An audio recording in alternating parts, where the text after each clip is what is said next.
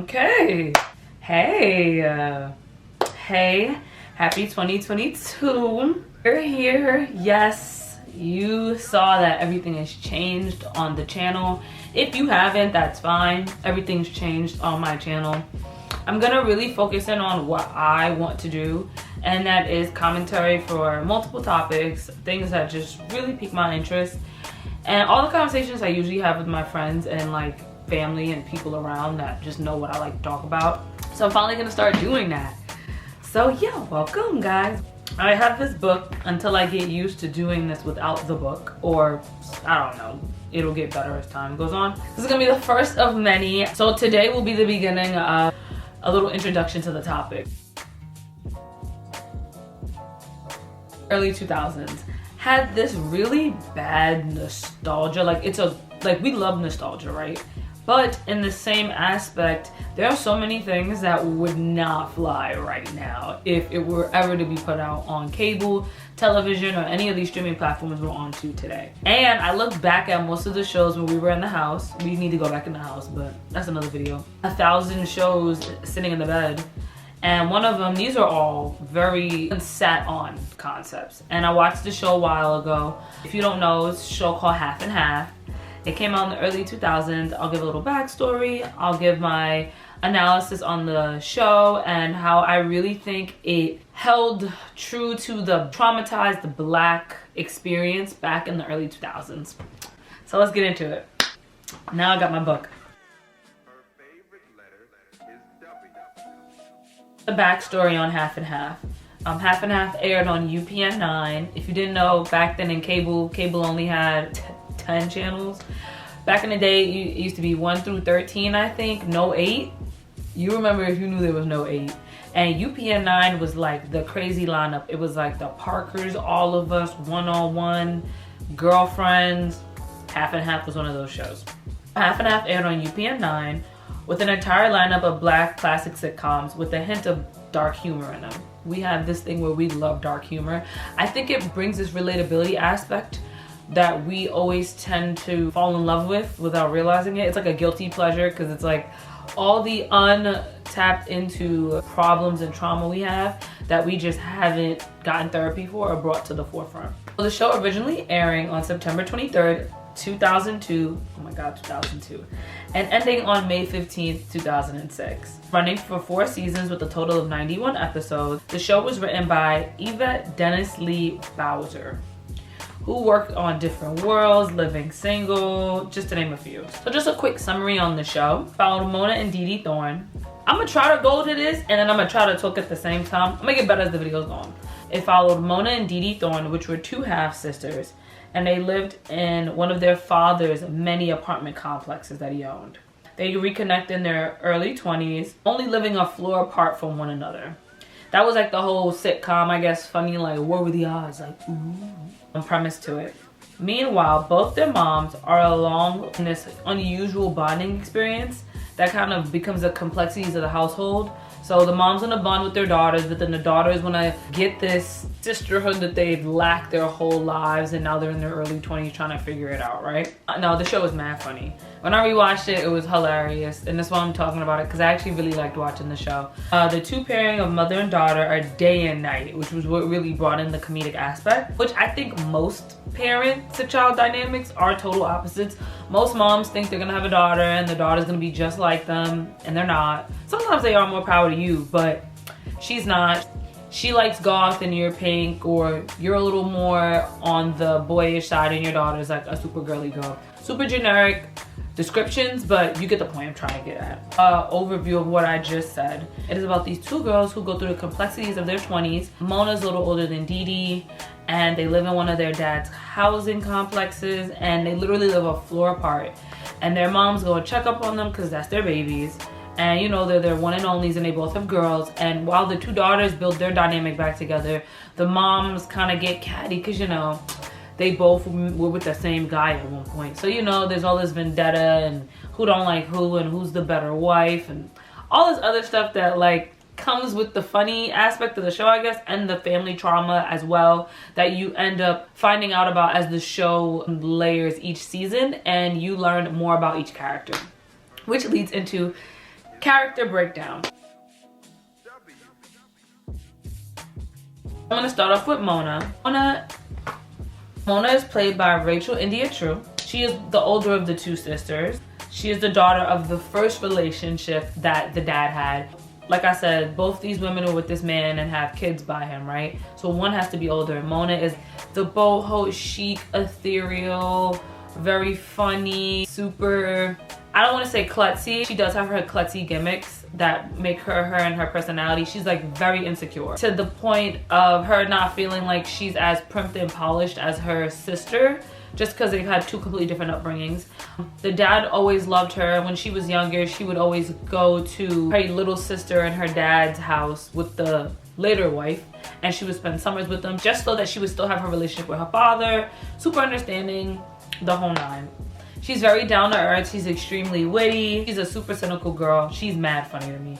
Her color palettes are very boho chic. You could tell based off how the costume designs and the set designs were made for both women's bedrooms and their apartments. Mona is very boho chic, lots of tapestry, lot of like earth tones. She loves a good fringe and a good cowboy boot. She loves a good denim. She's just that real cool, ethereal, big afro, super curl, like she's mad chill. She works at Delicious Records. She's an A&R representative, and she faces a lot of mental trauma due to her feeling like the extra daughter, which she did. Like I said, they would pick her up, take her to things, and make sure she wasn't excluded from like the whole lifestyle of the family. When I say that, just super sidebar, I think of Dream, Black China's baby with Rob Kardashian. I realize, and I don't like watch them too often, but when I do and like the kids all get together and host events, they always go pick that baby up. Like, you know, whatever falling out they had with the mom, they made sure that that didn't hold longevity to their dynamic with their cousin, niece, granddaughter, etc. So that's kind of what Mona was. Witnessing her father move on and her younger sister have the dream life, she has definite soul-searching moments throughout the show. She figures out a bit more of herself as the series goes on, with a better support system, which they all cultivate as the show goes on. They all get tight, and you realize all the trauma the women had that was not tapped on the older they got. Her best friend Spencer and her mom go through with everything with her in her life, now adding Big D and Little D, which I'm gonna get into in a little bit. That's pretty much Mona in a nutshell. I'm gonna move over to Little D, well, Dee Dee, and then Little D. There's two D's, and I'll get into that in a second. So Little D is played by the infamous Essence Atkins. You know her, you know her. She was in Mad Stuff. She's a class act, hilarious, funny ass lady. They're all amazing, hands down, this cast. But Essence Atkins, you know her. If you know her, if you don't, you've been living under a rock. The younger of the two sisters, meaning the dad has consistently been in her life because he ends up staying with that mom. It's not always the case, but like it just makes sense in like sequential order. He was with that woman last, so little Dee Dee grew up in the house with him. She's used to him being there for everything. Like that's not something she's ever had to embark on. She is a soon-to-be lawyer who stayed within the best schools, had the best vacations, and lived the most lavish life. So her sister and her are day and night. You'll catch her in the most standard early 2000s Juicy Couture, Chanel earrings, just to give you the vibe of who she is. The Black Paris Hilton is an extreme, but just to give you a super basic idea of who she was as a character. Very sweet girl, but she also is sheltered due to her very lavish upbringing that was very closed-minded and didn't show her all aspects of life.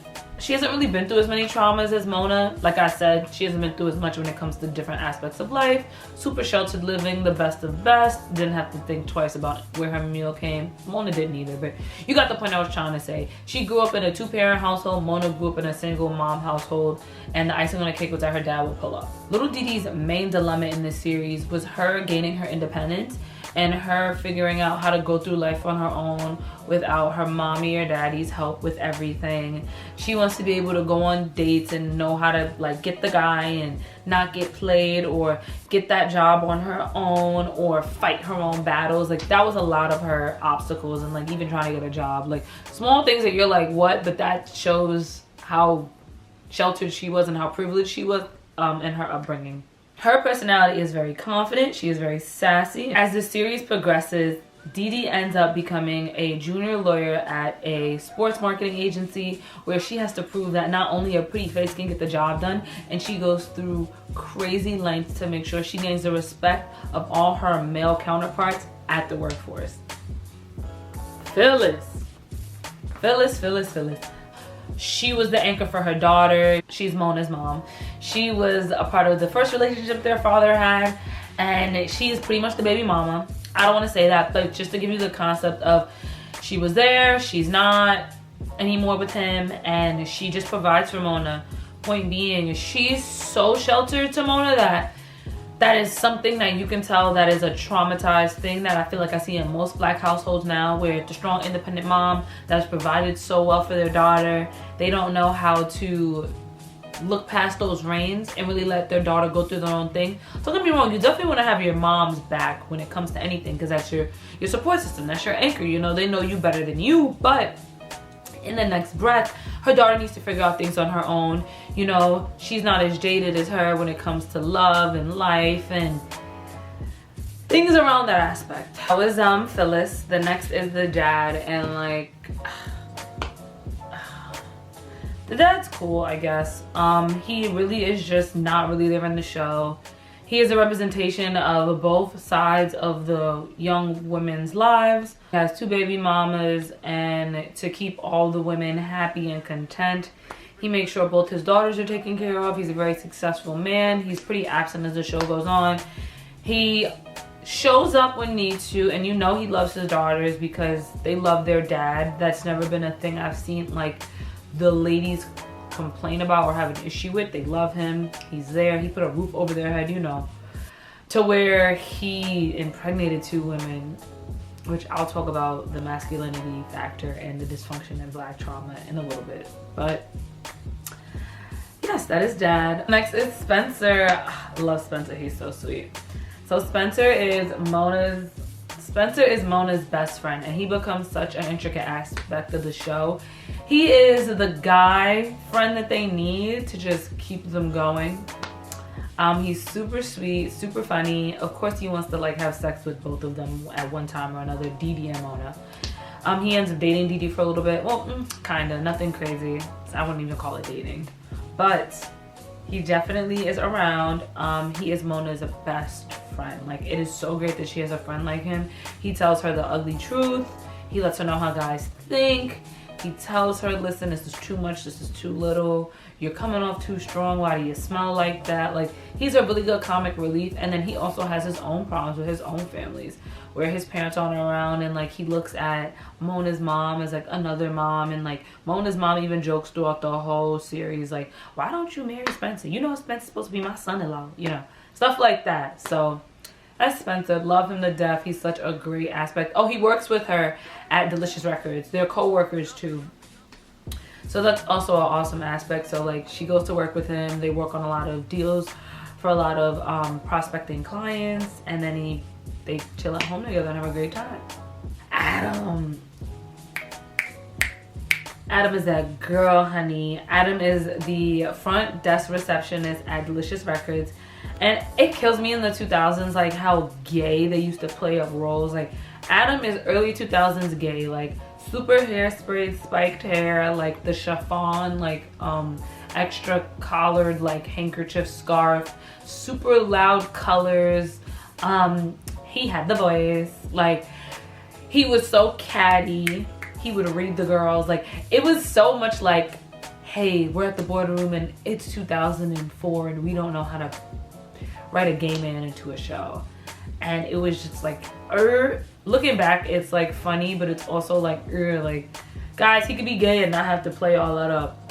It was excessive to a point. He was funny as hell though. Like, I'll never discredit that. Okay, now the dynamic of the relationships with the moms and the daughters. So we're gonna start off with Phyllis and Mona. So Phyllis and Mona's dynamic was very, kind of like what I was mentioning earlier, as far as Mona knowing her mom was the only person she could rely on. As the show progresses, Phyllis does start to see that Mona does gain a relationship with Big Dee Dee. just because little Didi is her sister and they're around each other all the time, and you know, sometimes it's good to hear different perspectives from other moms and other people that have been through other walks of life. You know, it even got to a place where Mona got a little jealous that Phyllis was dating, and she was like, Mom, what are you doing? Like, you can't do that, you're my mom. And like, Phyllis was like, no, I have a life, relax, I'm not going anywhere, like, back up, you wanted your space, here's mine. Mom, what are you doing? Like, you can't do that, you're my mom. And like, Phyllis was like, no, I have a life, relax, I'm not going anywhere, like, back up, you wanted your space, here's mine. So they had a very, to me, a very typical black mom and daughter. Oh, I'm the single mom, I rely on my daughter, my mom is my best friend, like, to where it was just like, thank God for Spencer. And I know that's like, I shouldn't say that, but thank God for Spencer, because I just feel like sometimes Phyllis just didn't know the boundaries when it came to like telling Mona about herself. And it's good because you want your mom's opinion when it comes to things, like I said before, but still, like, back off, she needs her space, you know? Big Didi, little Didi. So I just want to start off by saying that the woman named her daughter after her. So that already shows you the obsession factor when it comes to that household by itself. Little Didi, don't get me wrong, she wanted to branch out and become an independent woman, but she still has so many aspects of her mom in her. Very lavish mindset, a little closed-minded. She did become a versed woman, and she would kind of bring things back to her mom, and her mom would look at her and clench her pearls with her little dog and go, are you kidding me? Like, absolutely not. I don't know what you're getting into. Let me just like write a check and help, you know, that kind of thing. And you know, little Didi was like, no, Mom, like, I want to figure things out on my own. Little Didi also became the anchor for Big Didi because the father was absent a lot. So granted, they were married, but she poured so much into her daughter because she had nothing else. She didn't have a job. Did she have a job? No, she liked something when she'd be at the country club with those other women. That's what it was. Because I was like, she spent her time somewhere, but I knew it wasn't a job. She never had a job. To where, like I had mentioned before, even how the structures of their apartments were different. Little Didi's place was gorgeous. Like, they did renovations. That was the whole plot of the first episode. They like switched floors. It's this whole thing, and like it's this attic crib, and Didi moves up there, and now they like knock a wall out, and there's like this great floor to ceiling window and a view of the city, like all this lavish crap that her mom is just able to afford her in the finer things in life. And that would kind of be the running joke sometimes when Mona and Didi would hang out, and Big Didi would pull up and be like, honey, like, to Mona, like, honey, what'd you put in your hair? Like, did you wash it? Like, you know, just stuff like that, you know? And one thing I can say about the moms is that they both respected the daughters very well, and vice versa households, because they know it's not the daughter's faults that they're in the positions they were in, and they know that each daughter is a signifying point in the other sister's life. And they rely on each other so much now to where you can't break that bond that two sisters are starting to create. This is one of my problems with the show, as far as like the two angry, catty women who didn't like each other because they both were baby mamas. And it killed me because even when they would like be respective or respectable people, it was still catty ass remarks. Oh, like, that's why your hair look like that? Or, oh, your bag looks like a rat. Like, it would just be such petty stuff. And I'm like, why do both women have to be angry? Like, wouldn't it have been a gag early 2000s, and producers, if they actually like coexisted and liked each other? They clearly coexisted for the sake of their daughters and nothing else. The women did not like each other. There would be like, you know, those like really corny episodes where they would coexist for the sake of their daughters. Like I said, they would like bury the hatchet for 2 seconds, but don't get it twisted. In the next clip, they're going at it again. Big Didi would sit there and tell Mona like, I'm sorry. Big Didi would sit there and tell Phyllis like, all right, we got over it. Get off me now. Don't forget, like, you know, that bald spot. Mona would sit there and call, I keep calling her Mona. Sorry. Phyllis would sit there and call Big Didi old, those feet on your face, that plastic surgery with all that money you got ain't doing it enough. And it was like, damn, ladies, we get it. Y'all don't like each other. Y'all both had kids by the same man.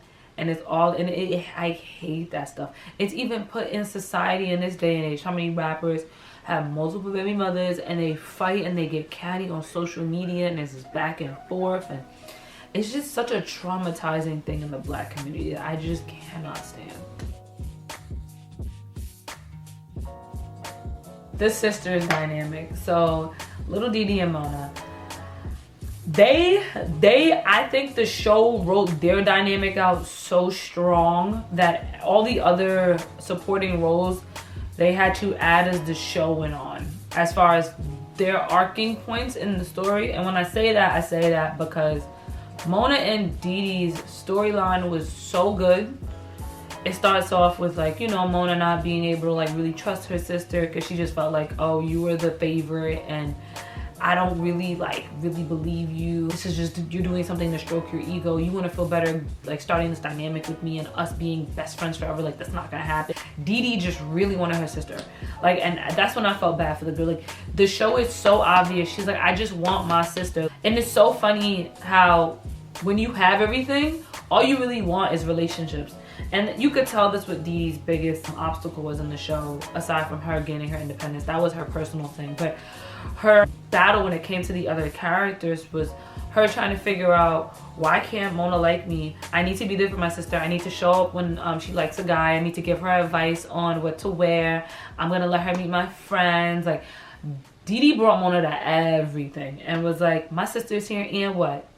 You're gonna like my sister because I like my sister. Like, it was so much of that. And like, Didi just wanted a big sister, and Mona was so jaded at first. Like, it took her, I want to say, like halfway through the first season to where like things started happening and she was like, no, you my little sister. Like, you know, F out of here. I'm gonna make sure nothing happens to you. It was really beautifully executed when you just see them go through multiple adventures, obstacles.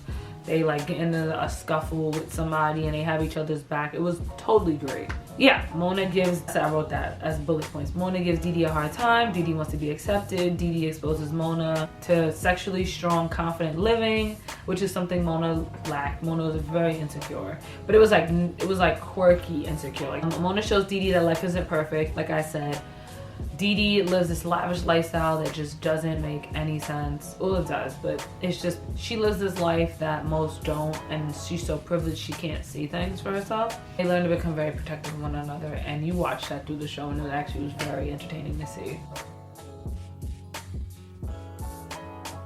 The conclusion. So overall, the show is mad good. Half and Half was great. It's on Netflix now. Tune in if you can. It's totally binge worthy. It's like 25-minute episodes, 4 seasons, like I said. And then, like, which was really corny, they didn't even end the show. They didn't. I think it, like, I didn't even finish it because I was pissed at the 4th season when I heard that, like, the end is like, it was a very underwhelming end. And I think that was because the show didn't get picked up for another season, or it didn't get picked up for that second half of the season to write more episodes. I think season 4 was actually pretty short. I don't really remember. It's been months, like I said, since I've watched it. Very, very good show.